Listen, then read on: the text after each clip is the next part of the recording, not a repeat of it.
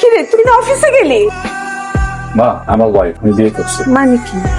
কি বলতেছিস? আবিরের বাবা শিগগিরই আসো। দেখো আবির কি করছে। আবির বিয়ে করে নিয়ে আসছে। এত অবাক হওয়ার কি আছে? আমি বিয়ে করতে পারি না? কখনো না কখনো বিয়ে করতাম, আজকে বিয়ে করছি। আমরা না করছি কোনোদিন, না করছি তোরে বিয়ে করতে। এই মেয়ে, তুমি কেমন মেয়ে? একটা অপরিচিত বাড়িতে হুট করে চলে আসছো। তোমার বাবা মার কি কোনো আক্কেল টাক্কেল দেয় নাকি? কি বলতেছো তুমি এসব? আমি একজনকে বিয়ে করে নিয়ে আসছি এখানে, তারপর আমার আক্কেল জ্ঞানের কি আছে? সে একটা ভালো ফ্যামিলির মেয়ে, আর তুমি এরকম বাইরে থেকে একজন মানুষ আসছে তার সাথেই ব্যবহার করে আমাদের কি পরিচয় দিচ্ছ তুমি? তুমি নিজের বিহেভিয়ারটা ঠিক করো প্লিজ। দীপু, ভাবিকে ভিতরে নিয়ে যা। বলছি না একবার ভিতরে নিয়ে যা। কি শুরু করছো ভাইয়া তুমি এগুলা? হ্যাঁ, মায়ের সাথে বাজে ব্যবহার করতেছো, ওর সাথে চিল্লাপাল্লা করতেছো। বাবা, তুমি কিছু বলতে পারতেছো না? চিল্লাইতেছিস কেন? চিল্লাইতেছো তুমি, মায়ের সাথে চিল্লাইতেছো না? নেক্সট টাইম যেন এরকম না দেখি। তোকে বলছি না ভাবিকে ভিতরে নিয়ে যা। বিয়ের পর মানুষ বদলাই যায়, কিন্তু তোমার ছেলে বউ বাড়িতে পা রাখার আগেই বদলাই গেছে। আমার আসলে আপনাকে একবার জিজ্ঞেস করা দরকার ছিল।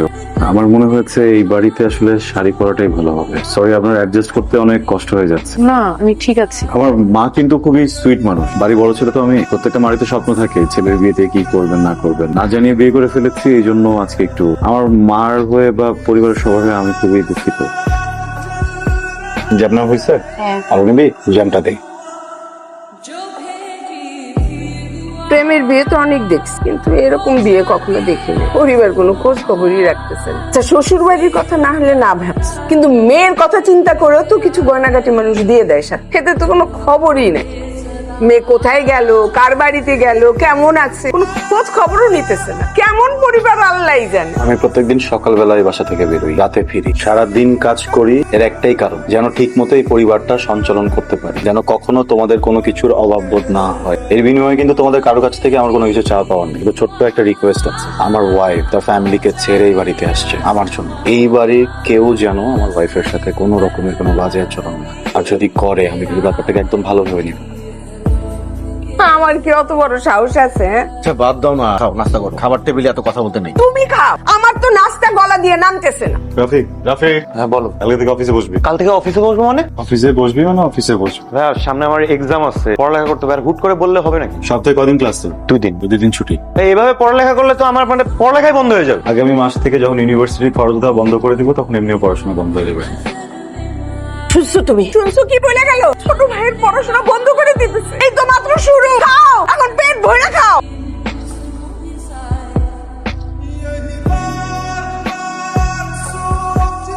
কি আবার হবে? সবার পেটে তো আর ঘি হজম হয় না। বদ হজম টজম হয়েছে। বদ হজম হচ্ছে, তাহলে দেখো স্যালেন ট্যালেন দেখো কি আছে, দাও। কিছু লাগবে না। ওনার অন্য প্রবলেম। এমন কিছু হয় না তো কি হয়েছে?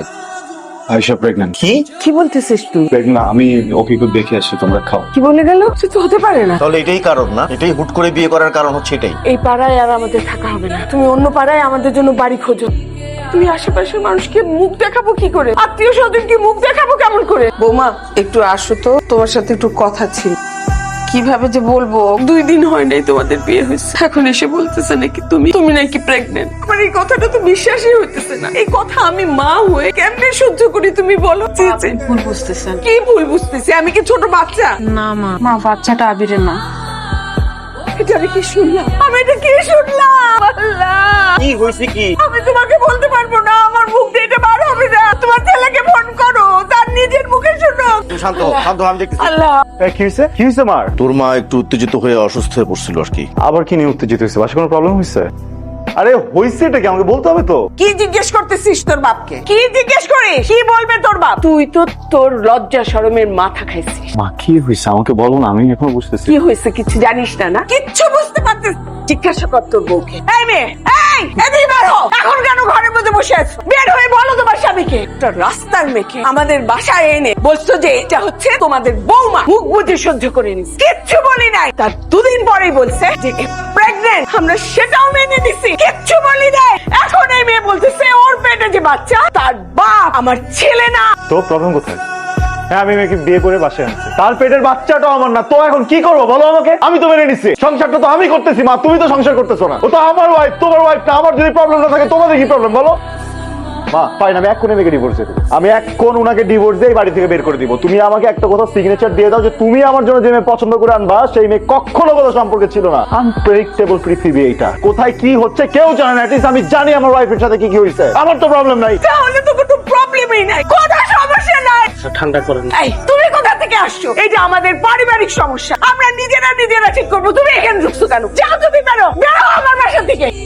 কেন যাবে ও? কোথাও যাবে না। আবির, আমার মনে হয় এটা আমাদের পারিবারিক একটা সমস্যা। এই বিষয়টা তো পারিবারিক নাই, এটা সামাজিক বিষয় হয়ে গেছে বাবা। গোটা মহল্লা জানে, এই পুরো বিল্ডিং এর সবাই শুনে ফেলছে। আমার মা যেভাবে চিৎকার করে করে নিজের ছেলের এবং নিজের ছেলের বউয়ের ক্যারেক্টার সার্টিফিকেট এতক্ষণ দিচ্ছিল, এটা পুরো বিল্ডিং জেনে গেছে বাবা। ও বেস্ট ফ্রেন্ড, আমার ফ্রেন্ড, ও শুনুক, রাস্তার মানুষও তো শুনতেছে, তো ও শুনলে প্রবলেম কোথায়? আমি আর এই বাড়িতে এক মুহূর্ত থাকবো না। এই দীপা, যা আমার ব্যাগ গুছা। কোথা হয় এই বাড়িতে এই মেয়ে থাকবে, আর নাহলে আমি থাকবো। দীপা, বসে আছিস কেন? যা গিয়ে তার ব্যাগ প্যাক করে দে। কারো যদি ইচ্ছা থাকে আমার ওয়াইফকে এখানে দাঁড়িয়ে থেকে ইনস্টল করার, সেই জন্য এই বাড়ি থেকে বের হয়ে যায়। আমার কিচ্ছু যায় আসে না। কি বলতেছেন আপনি এগুলো? যে আপনার মা সরি বলেন, আপনি সরি বলেন এখনই। আপনি যদি এখন সরি না বলেন, আমি এই বাড়ি থেকে বের হয়ে যাবো। I am sorry.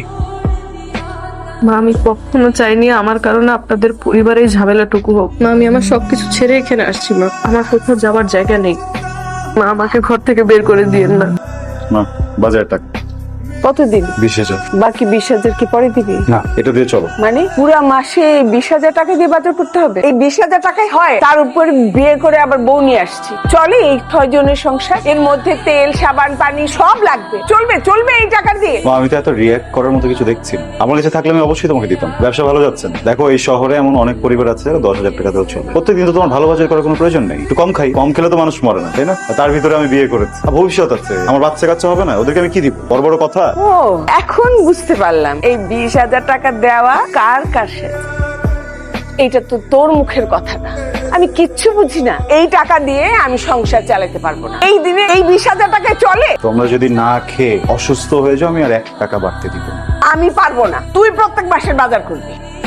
ভাইয়া, তুই ইদানিং মার সাথে বেশি বেশি করতেছিস। সরি না, বল আবার বল।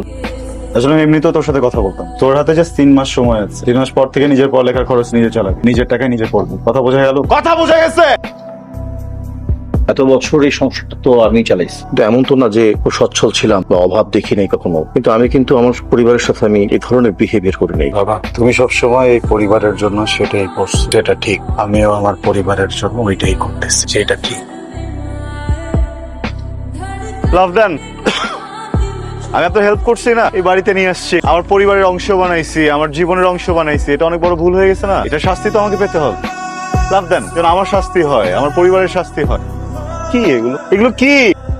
পৃথিবীতে আরো অনেক মানুষ আছে যাদের জীবনের প্রবলেম গুলো আরো অনেক বড়। তারপর না আপনার মতো এত উইক না। আপনি না পড়ে মরে যান, যা হওয়ার আজকে হয়ে যাক। তাহলে না প্রত্যেকটা সেকেন্ড আমি এই টেনশনে থাকবো যে আপনি কখন নিজের ক্ষতি করে ফেলবেন, আমি কোনো কাজে কনসেন্ট্রেট করতে পারবো না। কি ব্যাপার, টাকা আছেন কেন? যান না, মরেন না, প্লিজ গো। এটা কি ঘুমানোর জায়গা? বিছানা টিছানা নাই কিছু? মা, উনি এখনো আসেনি। মানে কি আবি রাতে আসে নাই? না মা, আসছে নাই বলে ওয়েট করতে করতে এখানে ঘুমায় পড়ি। রাতে যে আসে নাই তুমি বলবা না আমাকে? আমার ছেলে তো কখনো এরকম করে না। এটার জন্য আপনি আমাকে ডাকছেন? এটা তো আপনি ফোনে বললেই পারতেন। আবির তো একটা ক্লায়েন্ট মিটিং এ খাগড়া হয়ে গেছে। তাই বলে আমাকে একটাবার কল করবে না? আপনি কোনো চিন্তা করবেন না, ও আজকে কালকের মধ্যে শেষ করে চলে আসবে। এই দাঁড়া, কই ছিলি এই 2 দিন? তোর কি আক্কেল টাক্কেল কোনোদিন হবে না? আচ্ছা, আমাদের কথা বাদ দে। এই মেয়েটার কথা একবার তোর মনে হলো না? 2টা দিন মেয়েটা কিচ্ছু খায় নাই, ওর বাড়ি ঘর ছেড়ে তোর কারণে এই বাড়িতে পড়ে আছে। অথচ তুই একবার ভাবলি না মেয়েটার কথা। যা এখন যা, গিয়ে ফ্রেশ হ। এই কি ব্যাপার, তুই সারাক্ষণ কাজ করতে থাকো কেন? আমাদের বাড়িতে কি আর মানুষ নাই কাজ করার? আমার ছেলে কি তোমাকে বিয়ে করে নিয়ে আসছে খালি কাজ করার জন্য? সরি মা। আবার প্রত্যেক কথায় কথায় সরি। শোনো, সব শাশুড়িরা একটু ক্যাটক্যাটা হয়। আমার শাশুড়িও ক্যাটক্যাটা ছিল, কিন্তু আমি আমার শাশুড়ির মন গলাইতে শিখছিলাম। তুমি তো মন গলানোর কোনো কিছুই জানো না। বসো। কি ব্যাপার? চাপ তো সবসময় খাই না, আপনি যাই খাও। আপনি হাসছেন? না ভাবি, আপনি ভুল দেখছেন। না ভাইয়া, হাসেন না তো। আরে কে বলছে হাসেন? তুই নাইলে দেখিস নাই, তুই ছোটবেলায় দেখছিস, তোর মনে নাই। অনেক কিছু নিয়ে টেনশনে ছিলাম। আমার লাইফে এই মুহূর্তে কোনো টেনশন নেই। আমার তো মনে হচ্ছে আমি কালকেই ছুটিতে চলে যাই, সব দায়িত্বকে দিয়ে যাই। চিল্লাচিল্লি করতেছ কেন? কি হয়েছে? এটা কি? আমার ছেলের কি হয়েছে বাবলু? আমি তুই কি বলতেছিস? আমার কাছে না সব মিলে 30 লাখ টাকার মতো আছে। ডাক্তার তো বলে দিচ্ছে আমি কোনো ট্রিটমেন্ট করা বাঁচবো না। তো আমার বাসায় যদি ওরা জানতে পারে যে আমার এই অবস্থা, পুরো টাকাটা আমার ট্রিটমেন্টের পিছনে খরচ করবে। দীপু কত ছোট, আমার বয়স হয়েছে, আইসা আছে। ওরা যদি এই পুরো টাকা আমার পেছনে খরচ করে ফেলে, কি দিয়ে চলবে? তো তোর 1 টাকা দেওয়া লাগবে না, যা টাকা লাগে আমি ম্যানেজ করবো। আমি দরকার হলে লোন করবো, আমরা দেশের বাইরে গিয়ে ট্রিটমেন্ট করবো। দোস্ত, আমার ঘড়ির ব্যাটারি শেষ হয়ে গেছে তো।